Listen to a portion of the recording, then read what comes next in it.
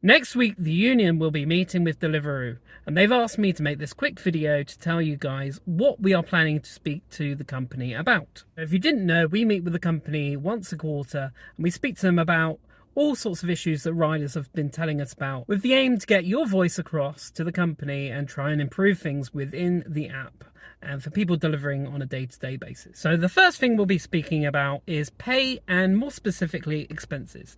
This is something that a lot of people have been asking me when it's going to happen for a long period of time. Well, the talks are going to happen at the next meeting, which is on the 7th of November, as I said before. So the pay floor, or as I prefer to call it, the base pay, is made out of two separate things. So at the moment, the base pay is £12.30 per hour, which is obviously depending on how long they expect your trip to take. So if they're expecting your trip to take, say, 20 minutes, it will be 20 minutes worth of £12.30 an hour, which is £4.10. But it should also include an expenses payment, depending on which vehicle type you are on. Currently, those rates are as follows. For a bike, it's 10 pence an hour. For an e-bike, it's 19p an hour. For a scooter, it's £1.52 per hour. And for a car, it's £4.27 per hour. So taking that example of a 20-minute trip, if you were in a car, for example, using this graphic here, you can see you would get £4.10 plus your expenses, which for a car would be £1.42. Now, we actually asked you guys to fill out a questionnaire as to what your expenses were. And we had a few responses, and I went through the responses and generated an hourly rate for each vehicle type based on the averages. And I can't give you the exact averages that we've got right now, but I can tell you what we saw as the averages were significantly higher than what the company is paying currently. Now, crucially, these expenses don't include anything like mobile phone or excess calories needed when you're cycling, etc., etc. But from our point of view, these expenses rates need to raise significantly for bikes especially, and do need a raise for motorbikes and for cars as well. The second thing we want to talk to them about is a bit of a quality of life improvement. So if in the app you decide you want to reject an order and you have to reject sort of 7-ish orders, it then gives you a pop-up that keeps coming back and back and back and back, asking if you'd like to stay online. Now, I would consider this to be the second biggest complaint outside of pay that I hear from riders on the road. We believe that there is no real reason commercially that this should be in there. And it poses a health and safety risk when cycling or driving, because the app is consistently kicking riders off the app for rejecting orders, which is something that you should be able to do as a self-employed person. Obviously, every time you're going off, it's generating more clicks within the app whilst moving, potentially. Obviously, we should be parked up when we're interacting with the app, but we all know that that's not always the case. So we would like for them to review whether this feature is really needed, or whether they could make it used less, at least. This obviously with a view to making all of our lives easier. Next up, we've got triple stacking and the close proximity circles. Now, with triple stacking, when they first decided they were going to bring in triple stacking, we asked some questions about it, because it is our belief that stacked orders don't always pay as much as they should do as it is. We were told by the company that stacked orders that were triple stacked would generally be for if 3 people within the same sort of apartment block or the same really small area had ordered at the same time. So obviously this wouldn't create a massive delay for third customer. This is obviously something that we've seen with Uber Eats, and we don't want to have, particularly within Deliveroo as well, because can you imagine being the third customer that's being delivered McDonald's, say, and the food is absolutely stone cold by the time you've been delivered to. Anyway, so what we've started seeing is that at first the triple stacked orders were, as they said, only delivered for customers that were within sort of a small radius of each other. But over time, we're seeing more and more triple stacked orders where riders are being asked to deliver to multiple areas of the city and come back on themselves sometimes as well. And we are seeing that really potentially these orders are not paying as much as we believe that they should do. And with the close proximity circles, which is a little green circle around two customers, or a customer and a restaurant, or two restaurants, where they are trying to tell you that they are close together, we've started to believe that actually when you zoom in, it's not as close as you would imagine it would be.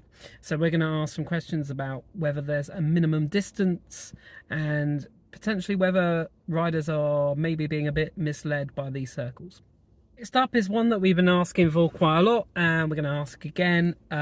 We would like riders to be given more information when being offered a job, especially with grocers, as to potentially how many items there are, or whether the delivery is likely to be heavy or light, just to give them a bit more idea of what they'll be expected to deliver.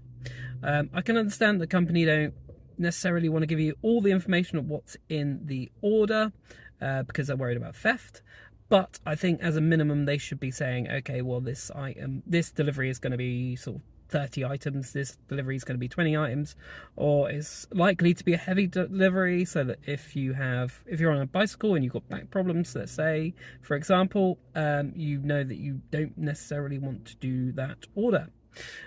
Also, we'll be looking for an update on the distance feature, which was trialed earlier in the year.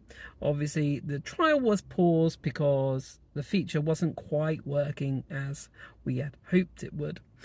So we were hoping for a distance feature would include the whole distance, including all legs.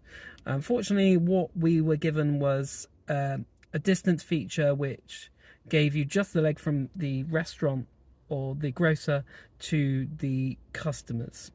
Obviously, this doesn't really give you a full picture of what you're expected to do. So we're looking for an update on that. And lastly as well, an update on the payment for excessive waiting at restaurants feature. That's going to be trialed at the end of this year. So we're just looking for a bit of an update as to whether that's going to be done on time, and exactly which restaurants will be taking part. As far as I'm aware, the last time we spoke about it, they said it will probably only be in the Additions and Hop sites that they own themselves, so that they can control the trial and really see how it's working. So next up, goodwill payment for riders who are deactivated and who are found to have been wrongly deactivated. So with Uber Eats, if you're deactivated from the platform, on occasion, if they admit that they have made a mistake and they reactivate your account, you might get a goodwill payment from them. At the moment, that does not happen on Deliveroo, but what we're seeing is quite a lot of riders at the moment, with the way things are at the moment, being deactivated and then brought back, with the company saying, well, actually, this rider didn't necessarily do exactly what we thought they had. So we would like them to start making some goodwill payments to these riders, especially because sometimes the turnaround can be a little bit slow. Next up is one that we've been asked for a little bit as well, is we would like the company to invest a little bit of money on making the app a little bit more robust when it's in low signal areas. So obviously, if for whatever reason you enter into a low signal area, sometimes the app can start playing up, and you can't access the details you need to make the delivery.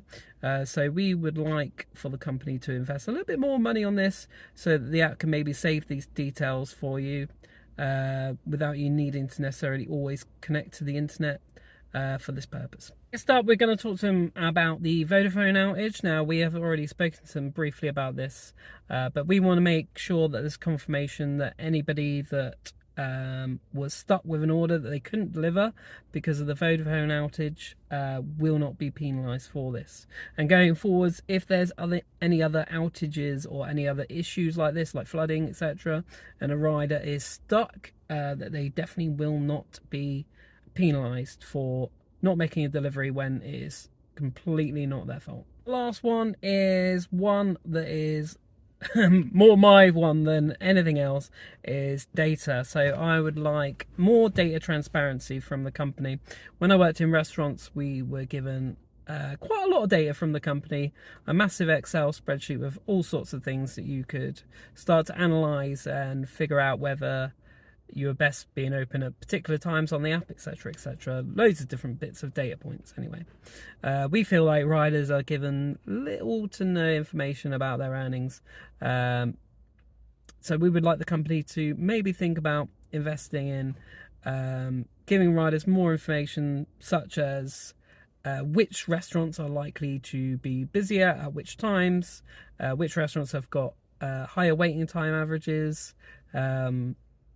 what your average pay looks like, depending on restaurant type, etc, etc.